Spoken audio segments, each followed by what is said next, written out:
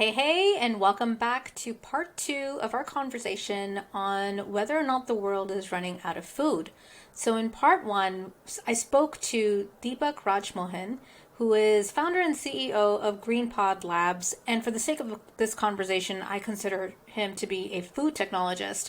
And we had a great conversation, very enlightening one, on what the situation of food is in developing countries like India, where most of the waste that we see is largely on the supply side. So before the food even reaches the consumer's table, there's so much waste seen in the system, which makes it interesting to then move into part two, where I speak to Zach Johnson, sixth generation family farmer from West Central Minnesota, and getting his perspective on what this phenomenon looks like in a developed country like the United States, where we see a higher percentage of waste happening after the consumer receives food. So it's going to be a great conversation. Let's get right into it. Do you think that the world is running out of food? I don't. I think in the United States here, we've done such a good job of evolving and getting more and more efficient. And I believe there's a lot of the world that is behind us in that regard. And I think there's a lot of arable land out there that either A, is not developed yet, and I'm not saying that it necessarily all should be, but there is land out there that could be developed for farm use. And there are a lot of practices that could make a lot of farms within the world much more efficient. And here in the United States, we do a very good job of that. I guess I would consider us the world leaders, but you look at what countries like Brazil and Argentina have done down in South America and how far their crop production has come in the last 20 years. And it is unbelievable, specifically what they've been able to do with soybeans by just understanding more about practices, making their arable land more efficient, and using the infrastructure they have and building on that. One of the other places to look is at food waste. My understanding, at least like within the United States, is there is a lot of food wasted out there. I really don't feel like we are running out of food at this point. I think we are doing an awfully good job of keeping up with our needs. The food that you produce, how much of it is consumed here in the US versus exported out? That changes frequently. Dad and I grow corn and soybeans at the moment, large scale commodity crops.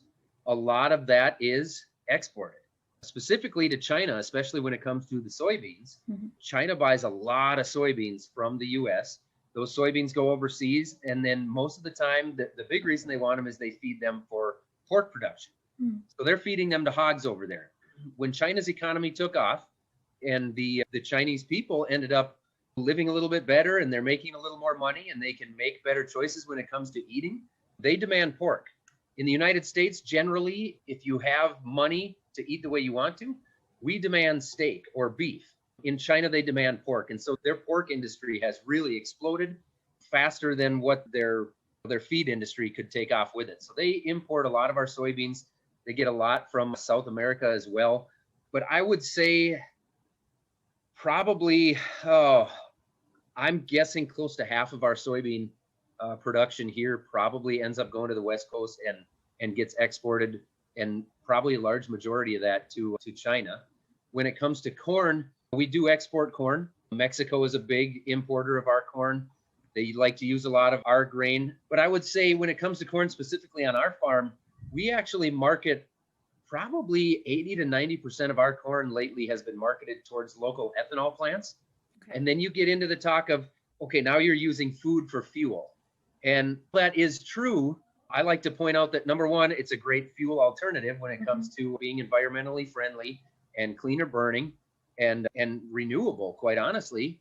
So you can discuss that. And then you look at the byproduct of ethanol. And really all they're removing is the sugars from that corn. And then the oil and the protein goes on to be a feed source or a product in some sort of food. So the oils are all still there, and they're being used in food products, skincare products, and hair care products, which sounds odd, but that's what they're going for. And then the protein that remains from that corn is actually being used as a ration in livestock feed. So it's still being used as food the way it normally would. We're just extracting the sugars out of it for ethanol production. So it's not just about growing food for human consumption. It's what else can food be used for? Like you took corn and there's probably 10 different uses for corn, right? So Right. that's being able to then growing one thing and then meeting these several needs. But if we stick with the consumption part, this idea about growing food here in the US to feed pigs in China because of the consumer demand there, I'm of two thoughts around that and would love to hear your thoughts around this too, right? If we're moving more towards this global community where we're all a lot more connected to each other across the world than we've ever have been before through technology, then why not food as well? So why can't we make these connections with food where I can help feed you over there, that kind of thinking, versus a more traditional or maybe old school type of thinking. My parents, they grew up in a time where they ate what was in season. Like if it was wintertime and oranges were in season, that's what they would eat. They wouldn't look for oranges in the summertime because it wasn't in season. So then that makes me think of growing local, consuming local, and not just local, but at that time. Because right now we're in this world where if I want avocados all year round, I can get avocados all year round. It may not be just from California, maybe from Mexico, maybe from another part of the world, but I can get it because I demand it. So the question I'm asking is just for your opinion on the world where we're in today, where we can literally get anything we want from anywhere at any time versus eating what's there at that time. Yeah, and I think there's a place for all of agriculture. Obviously, growing large scale corn and soybeans isn't for everybody, and it certainly isn't for every consumer. But what I tell that younger generation that's interested in getting into farming is that you don't have to do what I do if you love farming. There are farms out there who simply have a small amount of soil or a small herd of livestock and maybe one tractor, and they're doing very well by being creative and hitting some of those niche markets, because there are a lot of consumers out there who are demanding some different things, whether that's organic stuff or free range stuff or non-GMO or whatever it might be, right? And I think that's a beautiful thing. There's a place for everybody within agriculture. I really think it's up to the diversity of what the consumers want to demand, and that consumer demand is what's going to drive the evolution of agriculture to branch off in these different directions. But I also think in a lot of cases, consumers are not fully educated on the decisions that they're making. And that's not to point a finger at anybody, because I certainly am not educated on every decision that I make. Most consumers, their job every day when they get up does not consist of making the decisions or educating themselves on food production. They need to eat and they need to feed their families. And the same way that I don't wake up and think about how would I be a better lawyer or a dentist. That's not a thought process I have. I leave that up to the professionals. Mm-hmm. But I think there are a lot of cases where consumers are saying, for example, I want to eat non-GMO food. That's great, and you should have that option. But understand that GMOs were created and are used widely to make us more efficient. The chemistry that I use on our corn now has diminished by a lot, and the chemistry I use is a safer chemistry than what I used before we had genetically modified seed. So sure, it sounds scary to say the word genetically modified organism, and it sounds like we're talking about building Frankenstein here, but the fact is that I'm actually being more efficient, and I'm doing things in a safer way, in a way that's better for the farmer, for the consumer, and for the environment, by using the latest technology in the same way we use the latest technology in every other industry. I would never step on an airplane and tell them that I want them to get rid of the GPS and I want to go back to the way it was 50 years ago, right? I wouldn't do that with computers or any kind of transportation, any kind of safety protocols. I get frustrated sometimes by the way that agriculture is being told that's what we should do. So while I think it's important to have that decision for the consumers, I also think it's important that they educate themselves on the choices that they make. Right. So I'm wondering, like, the effects of mass production. What has that done to the quality of our food? I guess off the top of my head, anytime you look at mass production food, things are done to be mass produced and to be efficient, right? So perhaps there is perhaps there is some food quality that gets diminished through processes like that. At the same time, when we're using better technology, we can look at different cultivars of crops or different hybrids of crops, different varieties of crops, and we can choose to grow the ones that have a better nutrient density. Or we can look at the soil and say, because the soil and water is what essentially feeds that seed, Right. that the crop is going to be fed from that soil. So we can look at the practices that we're doing with the soil. And that's something as a farmer that we look at every single day, right? Because if we don't have a healthy soil, what do we have as a Right. farmer? You can give me the best seeds in the world, but if they don't have a healthy soil to grow off of, and I don't feed that seed correctly, we're going to have problems. So we can look at the soil and say, let's make sure that we're doing the best job that we can to take care of that soil so that it's still here in 100 years. And there's a lot being done in agriculture on that front as well. Right now, I would say that's probably one of the biggest things going on, is really figuring out the soil and looking at the science within that and saying, well, the science doesn't fit everywhere. What fits me isn't going to fit in Saskatchewan and isn't going to fit the same as it does down in Florida, right? Where they're growing different crops at a different scale.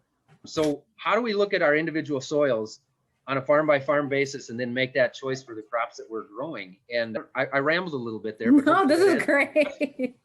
At least my perspective is I did not like vegetables when I was growing up. So for me, it's a win. If I have a salad now, I'm like, whatever the quality of that vegetable is, it's better for me that I had that bowl of salad of low nutrients versus not. So that's my opinion on it. But what is the most creative thing you have done in your farming experience to either grow more of something or grow something better of something?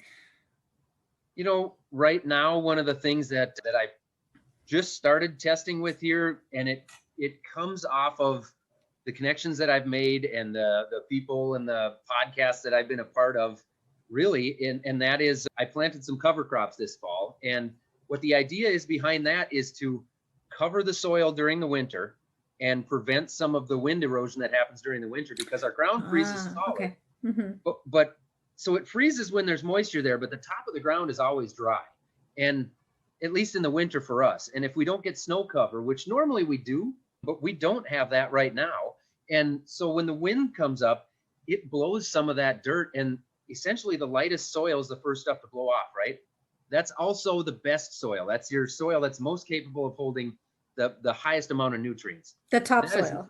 Yes. Okay. That is not soil that I want. The smaller those soil particles, the easier they blow away and the more efficient they are at holding nutrients. So that's not something I want. I do not want my soil blowing into the road ditch or into the neighbor's field. Or I've heard soil scientists talk about how the very light soil particles will actually get up into the atmosphere and into the jet stream, and they'll go thousands of miles away. Well, I want that soil in my field. That's my biggest asset. So I've planted cover crop on a few acres to try. There are a lot of farmers, specifically down in Iowa, it seems like right now, when it comes to the corn and soybean front, having great luck with cover crop and incorporating that into a corn and soybean rotation. Cover crops are not something new. They've been around forever. But when corn and soybean production became big, it became much more popular to just turn the soil over, get the residue managed more, and get it underneath the ground so that your soil will dry out quicker in the springtime. The sun gets on that dark soil, dries it out, and then you can get out there and get planted, which generally equates to a higher yield. The science that's being done now is showing that after years and years of this heavy tillage, we're actually degrading the soils and we're changing the biology within the soil. So what we want to do is try to get away from some of that tillage if we can, and build up the soil profile again so that the water infiltrates better and we've got a better soil structure there. But one of the big things, especially in the part of the world where I'm from and up in through the Red River Valley and up towards Winnipeg, where we can grow really good corn and soybeans, but our soil is very heavy, very wet. We're in a colder climate. It's difficult to dry it out. Running tillage really helps us get in the spring and does obviously and clearly equate to a much better yield. But how do we try to work in towards getting away from that, and can it be done? And I think one of the keys to doing that might be cover crops, because of some of the examples I've seen with some of the farmers down in Iowa. And if you go west of us where they run a lot of smaller grain stuff and it gets a little bit drier, they don't get nearly the rainfall once you get out into the western Dakotas, Montana, Saskatchewan, those areas. they deal with cover crops and no-till all the time, and they have really good success with it out there. But trying to grow corn on a heavy, wet soil in a colder climate is a whole different thing. And so I'm trying to figure out how we can incorporate cover crops into the rotation without it just being more costly to us. Yeah. And that's going to be a slow process, but that's probably the biggest thing that I'm the most excited about To make sure is hopefully trying to figure that out over the next several years. this may be a very simplistic understanding of what you just stated, but is it essentially that does the ground just sometimes need a break? Don't touch it? Or is this concept of a cover crop, because it may not be corn or soy, is something else, maybe has a lighter profile or a different profile, that too can act like a break for the ground? It's actually the opposite of that. The soil does not want to break. It wants to be busy. It wants living roots. The soil's alive, and the organisms in there, they want roots to feed on. And they want to process everything that's down in that soil, and they want to stay busy, and you want to keep that activity going. And the problem is when our corn or soybeans are ripe and we harvest them, and then we till the soil, that soil's essentially done moving, right? There's not, there is organic matter there and residue for those organisms to work on. But anytime you can have living roots within the soil and have a plant that is actually pulling nutrients from the atmosphere and putting that in the soil, it's keeping the soil busier and it's healthier for the soil. And those roots help build up the structure and the organic matter and the water infiltration. And in our part of the world, I don't know, I guess in my head, I think maybe it isn't quite as important, because usually within a couple of weeks or sometimes even before we're done harvesting, we're frozen solid. So that soil's not really moving anyway unless you get down deep. And as soon as we can get on it in the spring, we're going to try to plant something. So we're trying to always be out there anyway. But I think there is definitely something to having that living root structure and those living plants on that soil as often as you possibly can. And then there's other uses for cover crops too. We could talk all day about it, about how you can use it to break up compaction within the soil. You can use it to bring in atmospheric nitrogen and fix nitrogen within the soil. You can use it to reduce having to drive through the mud, essentially, because if you think about where you're driving a tractor, if you're driving on bare, wet soil, it's a lot more difficult than driving across your lawn. There's so many different options with cover crops, and that's where I think we still have a lot to figure out on that front with figuring out in the parts of the world where I'm from. You literally just blew my mind with, for some reason, I was just so comfortable in this knowledge, like, yeah, the ground needs a break. You can't just keep having it spit out crops. But when you were like, no, it's a living thing. We need to maintain that life through living roots. I've just learned, this has been like the best piece of knowledge like all week that I've gained. So thank you so much for that. Now, when you say cover crops, what kind of crops are they? What are some examples? You know, anything, essentially, a plant is a plant, right? And anything can be used as a cover crop. It really just depends on what you're trying to achieve. And I should also say that I am no expert on this, but I talk a lot with farmers that are. And we actually have a podcast called Field Work, and that is through Minnesota Public Radio. And that's what we do. My co-host, Mitchell Hora, is actually, he is a soil health consultant from down in Iowa, and he's testing tons of this stuff all the time, and he works with hundreds of farmers who deal with this. But essentially, it all comes down to what you're trying to achieve. Are you trying to get nitrogen in the soil and use that as what we call like a green manure, and essentially get some of your fertilizer needs right from the atmosphere by using that crop? Are you trying to use it as to prevent erosion? In the way, that's really what my main goal was, is to prevent some of that wind erosion coming off the hilltops. Are you trying to use the diversity to try to, maybe you're trying to do weed control with it? There's a lot of guys having good success with that. They actually, sounds odd, but they actually plant in a specific crop as a cover crop that might come in, say, under the corn or above their soybeans, to use it as weed control. And then essentially, when you kill it off and you let the crop take over, that dead mat of cover crop will actually act as weed control. And there are guys having great success with that. And a lot of them claim they don't have to spray their fields anymore as long as they can kill off that cover crop correctly. They don't have to come back with another herbicide to control weeds. So there's so many different options with it. And I think it's really just like so many other things in farming. It's about trying to figure out what works for you on your operation. Right. I'm envisioning a checklist of things. If you want to do X, then use Y. If you want to do Z, then use A. And so is it really that simple? Like after so many tests and trials, have you figured It's out what you need? scientifically, if you say, okay, I want to bring nitrogen into my soil, you can use, if you talk to the agronomist about it, they will say, okay, then plant this mix of cover crop. But if you say, I want to break up compaction, okay, try some of the radishes and the larger root things that'll go down deep and break up compaction. If you say, I'm just interested really at this point in weed control and erosion control, okay, then try a winter. And so, yes, they can point to specific crops and say, this is what you should use. But then there's so many other pieces to that puzzle that you have to bring in, because then now you got to say, do I have the machinery to plant that cover crop? Am I going to harvest it? Am I going to run livestock on it? Am I growing crops that will work with that cover crop? Because in a lot of cases, there are certain cover crops that just don't work with corn and soybeans, whether it's the timing being off, or maybe it's the chemistry you've used in the past, which sometimes will stick with the soil and won't allow cover crops to grow. Corn gets to a point where you can't drive in it. So if you're going to try and get a cover crop in there and it's late, you're going to have to fly that on.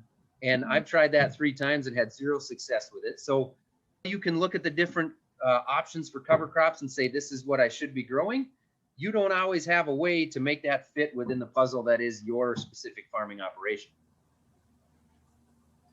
Fascinating. I want to go back to an earlier point that you brought up, which was consumer waste. So what are your thoughts on why do people waste as much food as they do here? Because I guess that's part of the problem of this perception of we're running out of food. Like in some countries, there's so much food that there's enough to waste. Like 50% of a household's grocery goes into the trash at the end of the week or at the end of 2 weeks. Whereas in another part of the world, they don't have enough food to even waste. So whatever that is, what do you think we can do here to bring that more to a balanced, like there will be waste, right? We have to assume that there's always going to be waste in the system, but how can we work as part of your consumer education? How can we help bring that number down? That's a good question. I think the whole waste issue, specifically in countries like the US, is due to the fact that we live pretty comfortably here compared to a lot of the world. We have that option. If we put more on our plate than what we're going to eat, okay, well, at least I got to eat everything I wanted to eat. It's unfortunate, but yet at the same time, we're fortunate. That is a thing. We don't live in a country where we're struggling to find the scraps to eat. We're lucky to have the fact that exists. But yeah, how do we slow that down, or how do we diminish that? I think that's an individual effort. I think that's going to take an individual effort, because I don't know, besides mentioning it in conversations like this, how do you influence somebody half the way across the country that maybe they shouldn't put that extra scoop of whatever it is on their plate? Right. Or if you go to a restaurant and this is what you want and you have the money to do that, you're going to order what you want. And right. I think just raising the awareness of it on an individual effort probably is the best way to really diminish that and make a difference there. Because if we think about how we can enact anything on a wider scale, we immediately start moving into the public sector, right? Like local government or federal government trying to mandate or control. And then that perception of control or limiting our individual freedom then comes into play, which is why you mentioned this should first start at the individual level, the individual awareness. Do you think that there are certain things that, so sticking with the theme of not to take away from an individual's freedom, but still trying to think about the community a bit more, from moving from individual to then the community thinking, is there something that we could do at the local establishment level, like the restaurants, how they then treat the wasted food instead of then throwing it into their garbage can? Do you think that there could be an additional level of effort they could put into, okay, this is the food that was not consumed. What can we do with this now? So even just simply asking that question, do you think it's being done right now, just from your perspective? Well, there's definitely restaurants that are composting or selling off the composted food, or bringing it to a farm to be composted. That is going on, as it should be. If you move past an individual effort and you move into the community effort, you talk about the individual freedoms, and I think everybody's a fan of maintaining as much individual freedom as we can. So I think before anybody starts thinking about some sort of government regulation on that front, I think it would be hopefully better to try to come up with ways to incentivize people to not waste the food, right? And so how do you incentivize people, whether that's through creative marketing at the restaurant level, or maybe there's something you can do to incentivize the restaurant to do that. And then beyond that, you're looking at groceries. I guess the way that my brain works is I went to restaurants first. You're asking questions that I don't get into too often here. So this is a good. I'm sorry, but not sorry. Yeah, Zach. exactly. No, I appreciate that. It's definitely going to get me thinking more later tonight on some of this topic. But I think about the restaurants first, because I think when you go to a restaurant and you order X off of the menu, it comes on the plate as it is, whether I can finish that meal or not. And then from there, I don't know what happens with it. But how do you incentivize restaurants and individual people to waste less? And then beyond that, when you go to the grocery store and in your own kitchen, what is the incentive? Because obviously the financial incentive doesn't necessarily work. But that's fascinating, because again, I did not know this, but there's a buyback program. There is a mechanism for a restaurant or maybe even individuals to come and sell compost to farms. I did not know that existed. I believe so. I think that's something that's relatively new as well. And I think it's not a simple process. That there may be, and I don't know, but I would guess that there's probably some hoops to jump through when it comes to that, so that restaurant waste isn't just being thrown onto the fields in an unregulated way. My guess is that there's probably some hoops to jump through and make sure that you're following a specific protocol, more than likely. It's not something I've worked with, but I've certainly heard about that type of thing. I do know that is being done, that type of stuff. But can all food compost be treated equally when trying to use for farming? Well, as a farmer, when I think of that, I think obviously a tomato is going to compost differently than a chicken wing. So I think as the farmer, when you look at that, as a farmer, if I was purchasing compost, which I'd be willing to do because there's nutrient, the nutrients in there are an asset to me if I put those on my field. I want those nutrients. It's fertilizer. And so I want that. But as a farmer, I also can't just throw it in a spreader and toss it all out there, because it's not going to be an evenly fed nutrients. So what I think one would need to do is have it compost down. You'd have to grind it, mix it, and then get a scientific analysis on exactly what nutrients are in there, so that you can try to blend it all together and get the most consistent nutrient analysis that you possibly could to put on your field. And I know for sure that is done across the country when it comes to the waste in the waste ponds that we have outside the cities. They will actually dry down the solid waste, and it gets composted. It gets dried down. A lot of times the energy gets burned. They will burn off the methane for energy. The cities will. And then that dried compost will come out and be used as a fertilizer source. And like in our neighboring county, we actually have a large city that does that, and they put it up for bids, and the farmers pay money to purchase that. It's composted human waste, but essentially it's just fertilizer. Everything ends up the same in the end. It's all nutrients that we can use to grow crops. And so I don't see why composting restaurant waste would be any different. Which is why it's important to grow highly nutritious food and make it available to consumers, because then the waste that they generate, if we want to use it for more farming, it is important to you as a farmer to use highly nutritious compost. So Zach, on the ending note, what is a message that you are trying to put out there for consumers? I think a couple of things here on the message I would like to get out to consumers. Number one, just because farms look different today than they did 50, 60, 80, or 100 years ago, it doesn't mean that they aren't the same family farmers out there doing what they've always loved to do. For example, my farm right here, we are 6th generation. We've been on this same piece of land for 152 years now. We love what we do, and it's my dad and I farming. And if I climb up to the tallest point in the county and I look out in every direction, 95% of the farms are the same exact way. We are still the same families out here doing what we love to do. And if we don't take care of the water, the air, and the soil and the ecosystem that we have here, that affects my family more immediately than it affects anybody else.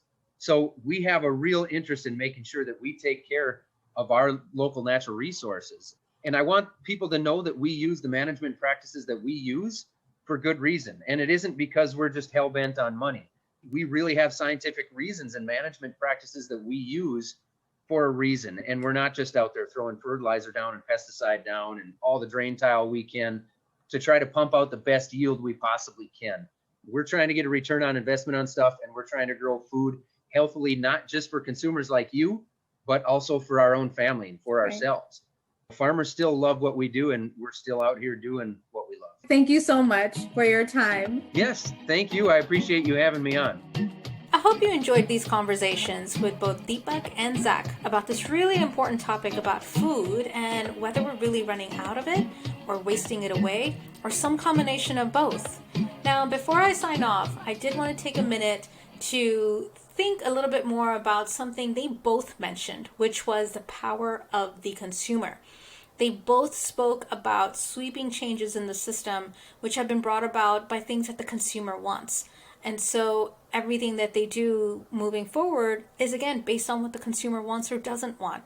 I remember watching an episode of the show called A Good Place, where the entire premise of the show was to tally up points that people get from living good lives or bad lives on Earth, which then assigns them to the good place or the bad place after they die. And in this one episode, they were showing how it was so much easier to accumulate points for the bad place than it was for the good place because of this. There was this one person who made the decision. They thought that they were buying an organic tomato, and so they were doing great for the world. But then it turned out that that one organic tomato, the way that it was being grown or it was being transported, it actually did more bad for the environment than good. And what this showed me was that it is very complicated to make what we think are right decisions, not just for ourselves, but for the community and world around us. But I don't want to let that complexity lead me into complacency. Now, what I mean is just because it might be so hard for me to buy the most ethical thing at the store, I don't want to give up. I still want to drive myself to learn more and then to educate myself and others around me a little bit more and really continue the effort to do what I can. Because as Deepak and Zach both said, I have a lot of power as a consumer and I need to start exercising that. So please tune in next time when I continue these really important conversations with really smart people. And in the meantime, keep your heart open so that you can hear your own truth. And again, if you've enjoyed any part of this conversation, then please share this out with other folks in your group. And until then, toodles!